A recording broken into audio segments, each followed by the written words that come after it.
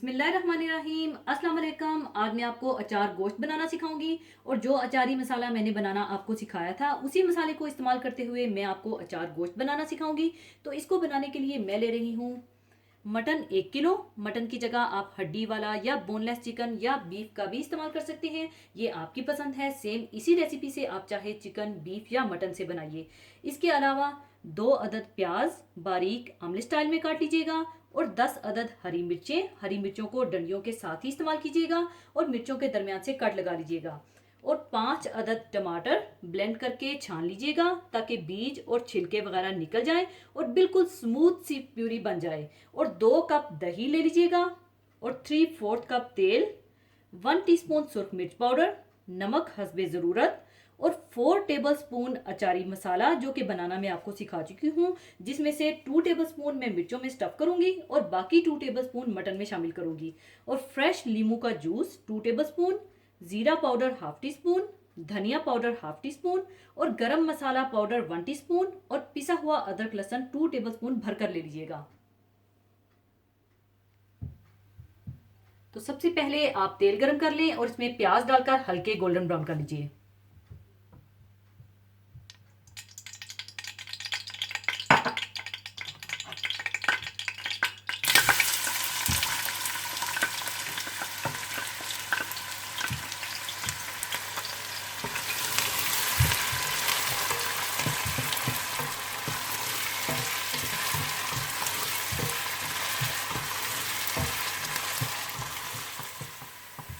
और जैसे ही प्याज हल्के गोल्डन ब्राउन होने लगे तो आप इसमें पिसा हुआ अदरक लहसुन और मटन डालकर मिला लें।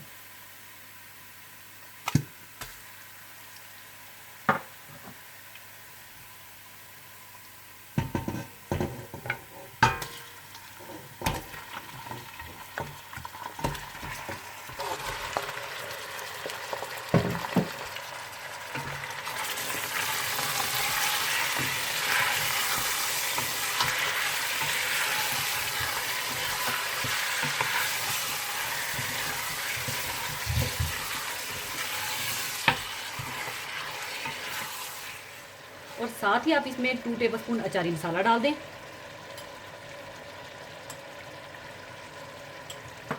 और नमक, सुरख मिर्च पाउडर, धनिया पाउडर और जीरा पाउडर डालकर अच्छी तरह से भून लें।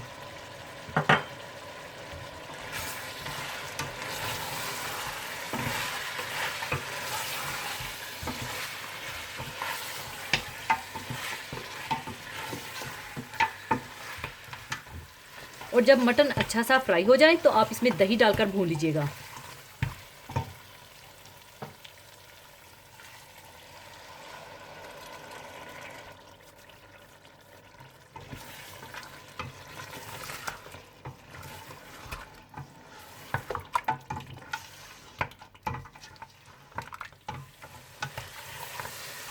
और जब मटन अच्छा सा भुन जाए तो आप इसमें ब्लेंड किए हुए टमाटर डालकर मिला लें।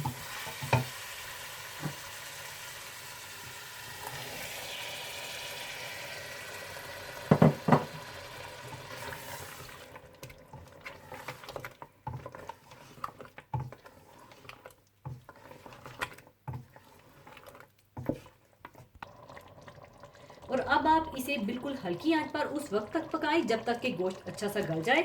और अगर आप ज़रूरत महसूस करें तो आप इसमें पानी भी शामिल कर सकते हैं। इसी दौरान आप 2 टेबलस्पून अचारी मसाले में 2 टेबलस्पून लेमन जूस मिलाकर मिर्चों में स्टफ करके रख लीजिएगा। तो पहले आप अचारी मसाला और लेमन जूस मिलाकर रख लें।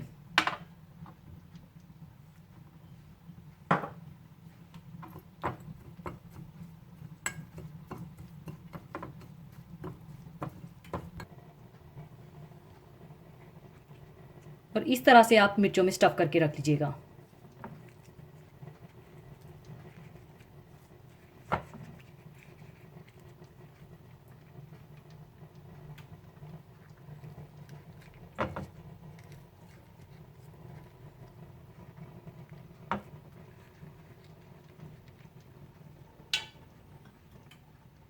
और जब गोश्त अच्छा सा गल जाए तो जितनी आप ग्रेवी रखना चाहते हैं या खुश्क करना चाहते हैं कर लीजिएगा, लेकिन मैं इसे ज़्यादा खुश्क नहीं करूँगी, थोड़ी ग्रेवी ही रखूँगी ताकि जब हम इसे रोटी या नान के साथ खाएं तो इसमें ड्राइनेस फील ना हो। और इसके बाद आप इसमें स्टफ़ की हुई मिर्चें और गरम मसाला डालकर 5 से 6 मिनट के लिए हल्की आंच पर दम लगा दें ताकि मिर्चें दम में ही पक जाएं।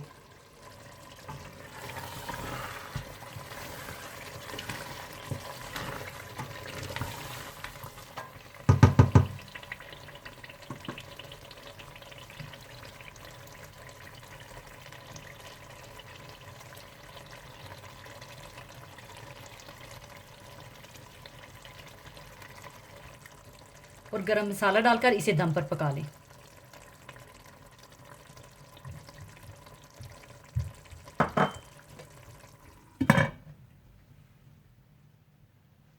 हल्की आंच पर पकाने के बाद अचार गोश्त तैयार है और अब इसे मैं सर्विंग डिश में निकाल लूँगी।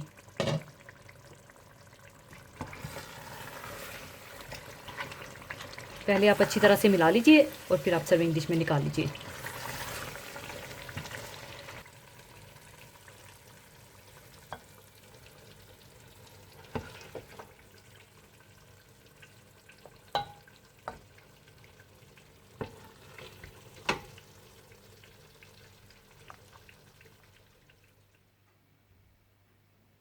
लीजिए, अचार गोश्त तैयार है। इसे आप गर्मा गर्म नान या रोटी के साथ सर्व कीजिएगा और ज़रूर बनाइएगा और मुझे दुआओं में याद रखिएगा।